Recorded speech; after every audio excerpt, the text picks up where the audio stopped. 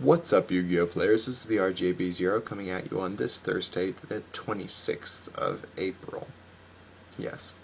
Today, I decided that in addition to my normal deck profiles, I'm going to start doing deck reviews, and true to my style, these deck reviews are mostly going to be sleeper decks, decks that are maybe Tier 2 or Tier 3 now, or haven't even come out maybe, but I think have a lot of potential for the future.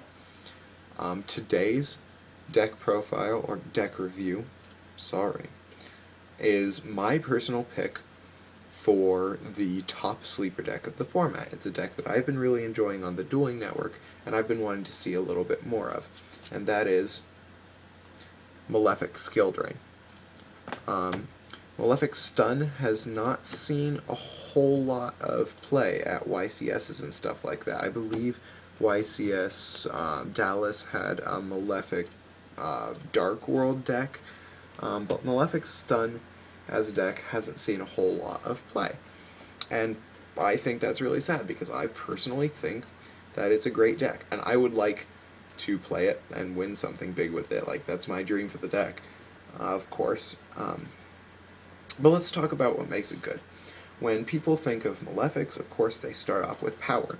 The ability to basically normal summon a Malefic Cyber End is pretty amazing.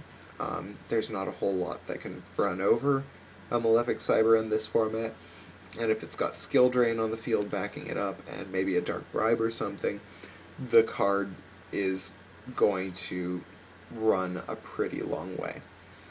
The other thing that another thing, I have a pretty good list of things that I really like about this deck.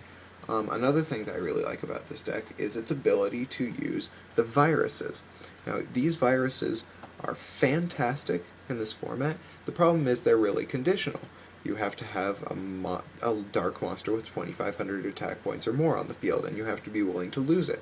This deck has at least 6 2,500 or more attack point dark monsters in it. And when your opponent's going to be doing their best to take that card out, being able to let it go in order to get a big plus off of it is going to be really important. Now, each of these cards has a fantastic matchup this format. I'll start with Deck Devi. Deck Devi is amazing against Insectors. You know, they play their Dragonfly, you know that they're going to be going for your big monster, so you preempt them by sacking your big monster anyway, and taking out their plays for the next 4 turns. It's also pretty good against Rabbit. Rabbit isn't that much of an issue anymore with priority gone, but it's still going to be something to look out for. Eradicator. Eradicator is excellent against Hero and Dark World. Hero gets hit hard by this if you call Spell, because for the next 4 turns they lose Miracle Fusions, they lose Super Polys, they lose Gemini Spark, they lose E-Call, they lose Rhoda. Most of the big plays in a Hero deck involve spell cards, and this card can take them out.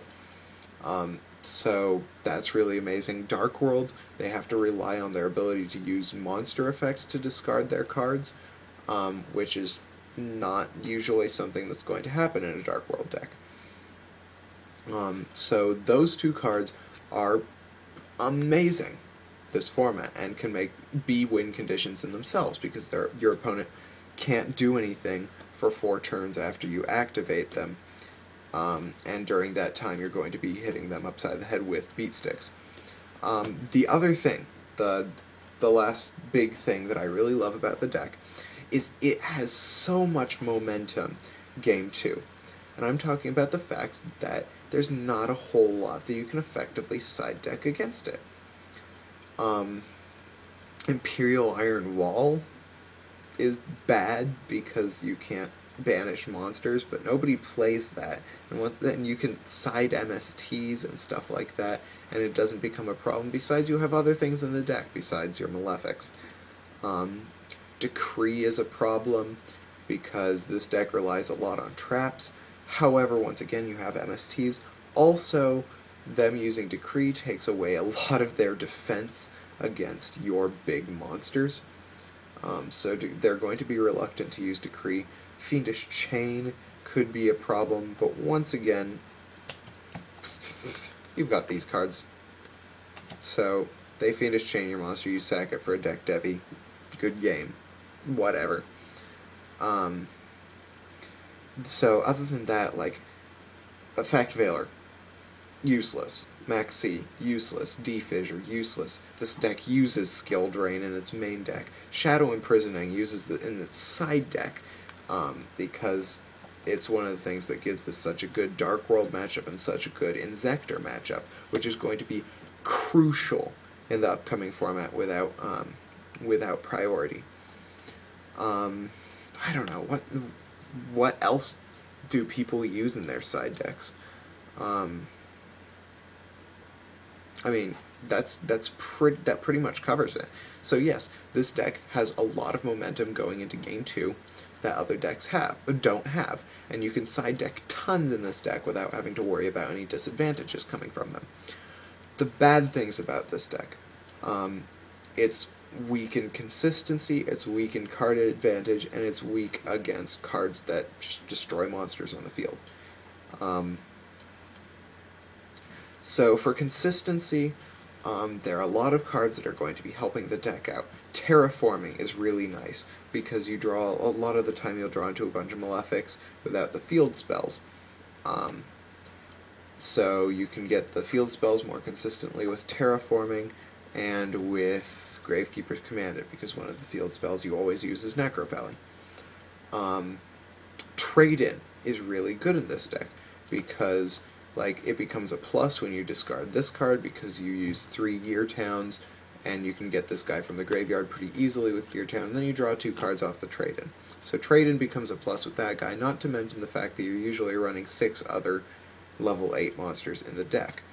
So that's really good. Upstart Goblin is fantastic, because you really don't care if your opponent's going to get 1,000 life points off of it. You aren't. You're just going to take those 1,000 life points away from them during this turn, so sure, they can have them. Card advantage. Card D is going to be amazing for this deck in terms of card advantage. Shard of Greed is an interesting tech choice that I've been seeing a lot recently with this deck, and I've been trying to use it because it distracts their MSTs from the important cards like Necrovalley, Gear Town, Skill Drain, and makes them use it against that, because they don't want you to get that plus. And even if they do use it against the important thing, you're still going to get the +1. As far as getting cards destroyed by card effects, one tech that I've seen being really useful in this deck is Mechlord Emperor Weisel. They kill your monster by a card effect, or your Malefic monster dies by its own card effect. And you special summon Mechlord Weisel from your hand. Mechlord Weisel has 2,500 attack points, so Skill Drain doesn't really cause it issues, unlike Granel. However, when Skill Drain isn't on the field, Weisel has the added bonus of being able to negate 1 spell card per turn. And with Skill Drain on the field, you can attack with multiple monsters, and Weisel isn't really hurt by that. So Weisel is usually pretty live, people don't see it coming, they'll torrential your monster and you'll summon Weisel and attack them. It's especially funny if you use one of the viruses, and then special Mechlord Emperor Weisel, and etc, etc, etc. That card is really good. So the future of the deck. Tragodia is going to be amazing with the high rank X-Seeds, because they run over your Stardust. You summon this guy, you summon another Stardust, or you summon a Gadjiltron Dragon, or you summon a Barbaros. You overlay into the Sun Dragon, the Heretic Heliopolis, and you proceed to start beating the crap out of your opponent with that card. You can summon the Dreadnought Gustav, what's its futs, just deal 2,000 damage on top of 3,000 attack points. You can summon the Giant Killer Puppet thingy. So this card is going to be really good in the future. So let me know what you think of this video. Comment, rate, and subscribe, all that fun stuff. So until the next video, this is the RJB0, signing out.